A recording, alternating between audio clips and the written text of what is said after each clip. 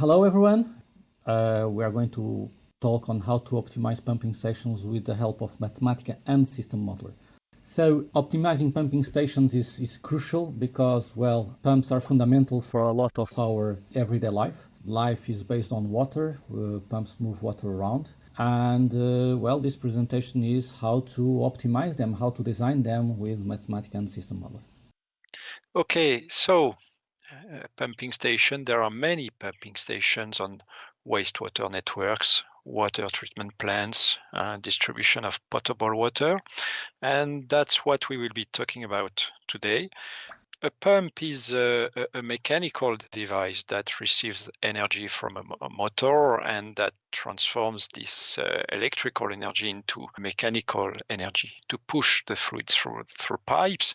You have an image in the bottom showing a cut view of a pump and also an installation of submerged pumps, several pumps actually on the image you see pumping stations. What is a centrifugal pump? It's typically composed of, well, a motor to supply, an electrical motor generally, to supply its energy, an impeller that is rotating inside a case. Yes. How it works? Well, the fluid goes in through what is called the eye of the impeller. So it gets into the case and approaches the eye of the impeller. The impeller accelerates the fluid outwards and the casing collects that fluid at the outlet of the pump, slowing it down and converting velocity into pressure. So we are going to talk about pump performance curves and how it integrates into a system design, and so we need to understand a little bit of the internals of the engineering of a pumping station. And so typically a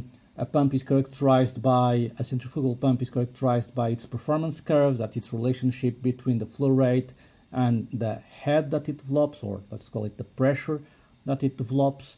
That curve has the visual aspect of what we see here, this curve here.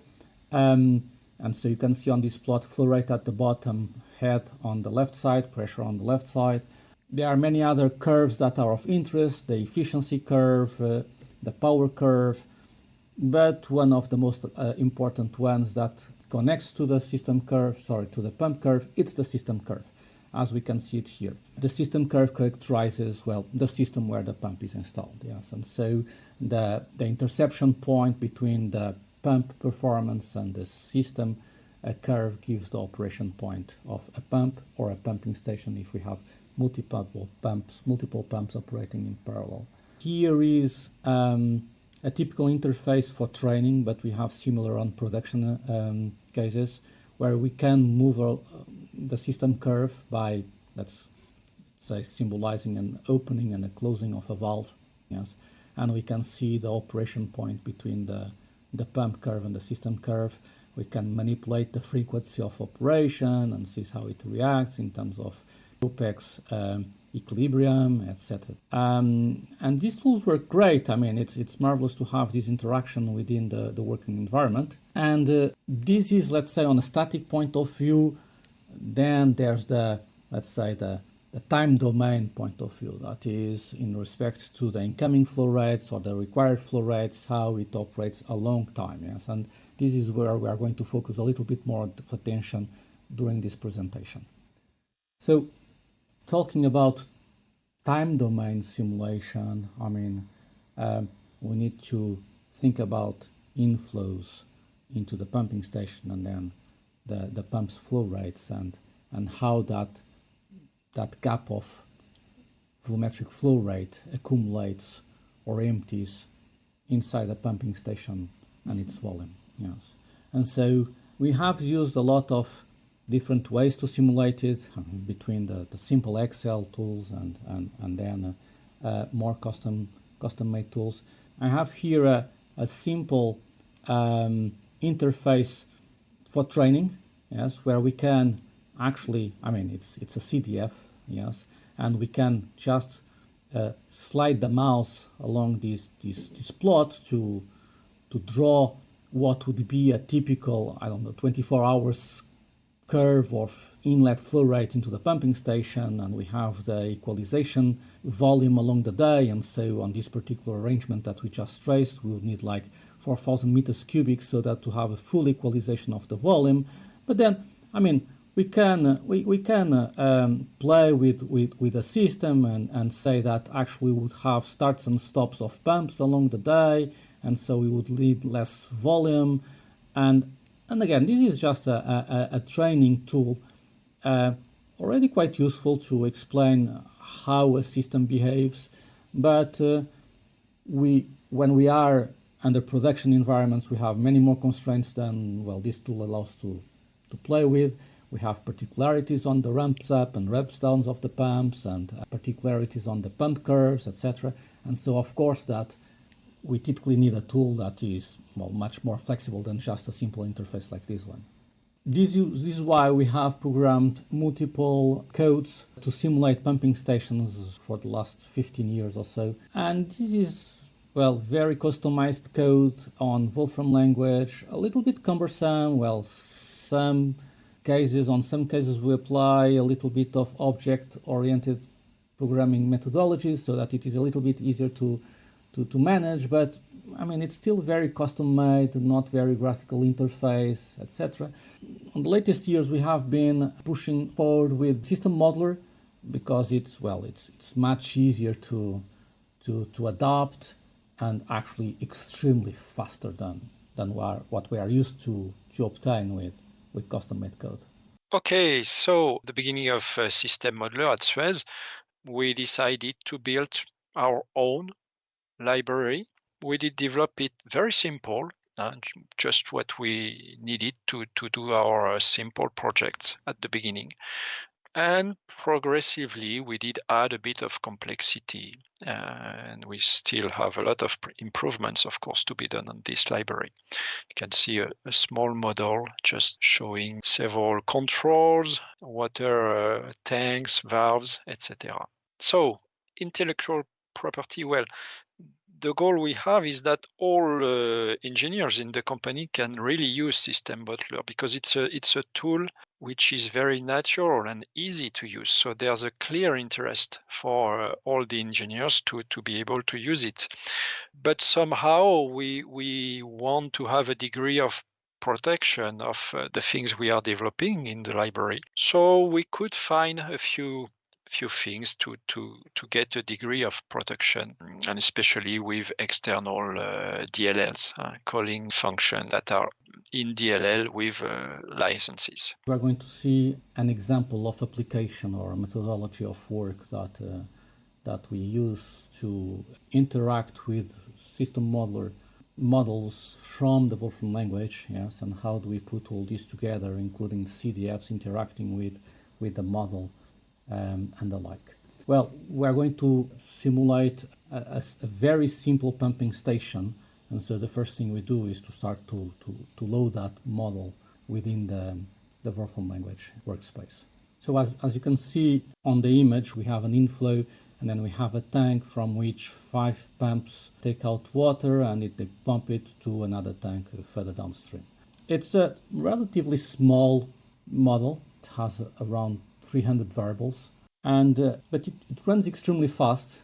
The first time we run it, the system has to compile the model, yes, and so the first time is a little bit slower, but afterwards, well, it takes the already compiled object and runs it much faster.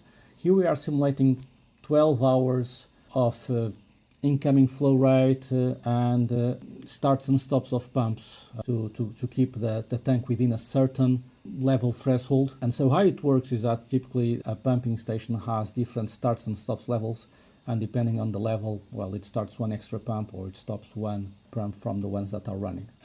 So we have here the output. We have prepared a few plots from SystemModeler already, and we can actually plot them in a streamlined way.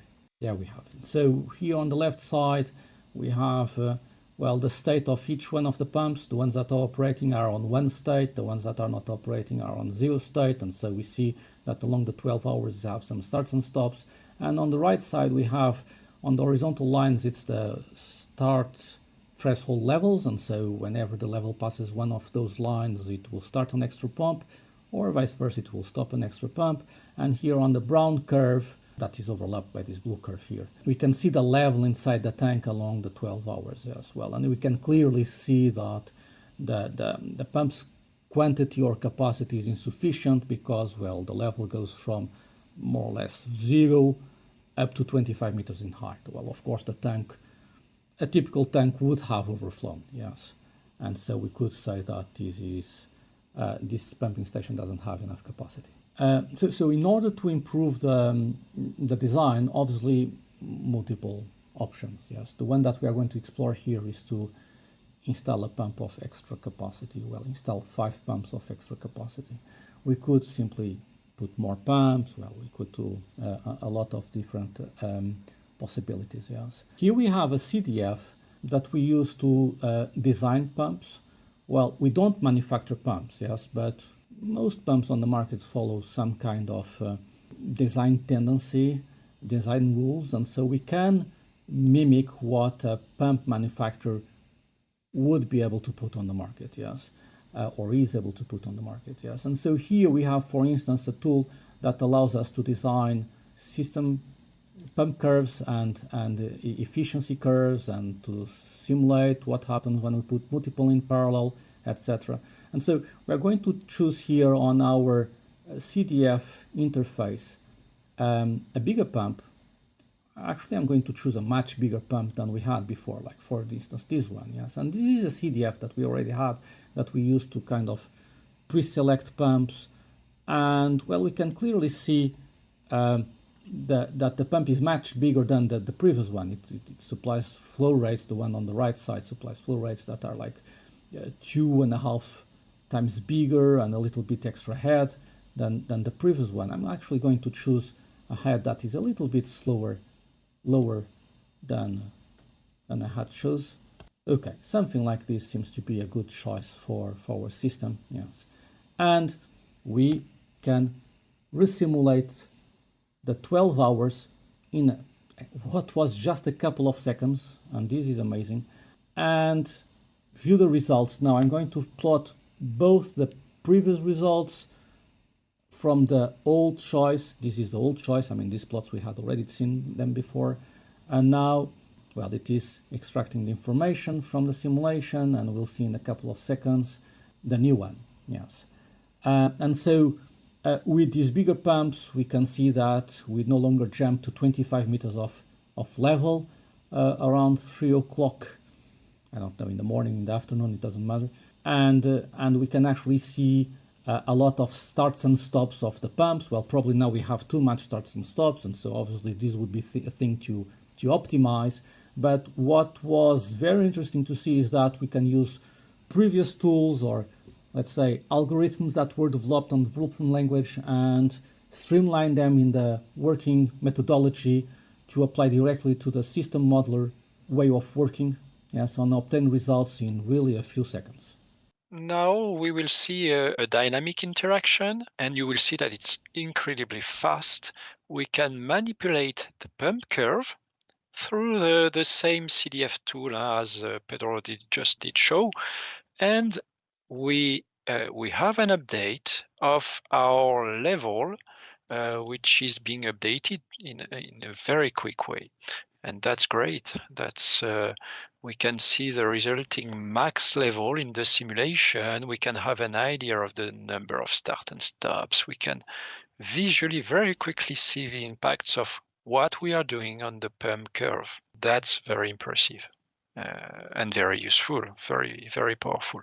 So now we will talk about the efficiency of calculating things either within the Mathematica soft or in the SystemModeler, and that can be of importance. What you see now on the screen is a modification, not anymore of the pump curve, but of the surface of the pumping station. And of course, the bigger is the surface, the lower is the level increase. So the surface has an impact on the maximum level that occurs during the simulation. And as you can see, we can have a live manipulation on this and directly see the results on the level versus the time. The Wolfram language can, of course, extract the maximum level for a surface, an area, and it can do that for several areas because that can, of course, be interesting to the max level versus the surface we built for this pumping station. And that's what is being calculated now. You can see that several simulations are being processed because we have 10 cases and it takes a bit of time. Well, there's the simulation time and there's also the time probably for the Wolfram language to analyze and find the maximum on each simulation that has been processed. And we should get soon the results of the maximum level versus the surface of the pumping station. Okay, it's here. It took 74 seconds. But we have a nice curve, well, very interesting, that can help us to figure out which is the best equilibrium. We can do almost the same thing in another way. We can also, in the model, SystemModeler, add a variable that will be the maximum level of the simulation. And it's very simple to add this variable. And that's what we will do now. We will more or less run the same simulations. But as you can see, these simulations are being processed, but there's no delay, almost no delay between in between two simulations, because the Wolfram language does not have to calculate the maximum level. And you see that it's much faster. So we clearly see here the interest of having some variables calculated within the Wolfram SystemModeler, within the model, in fact.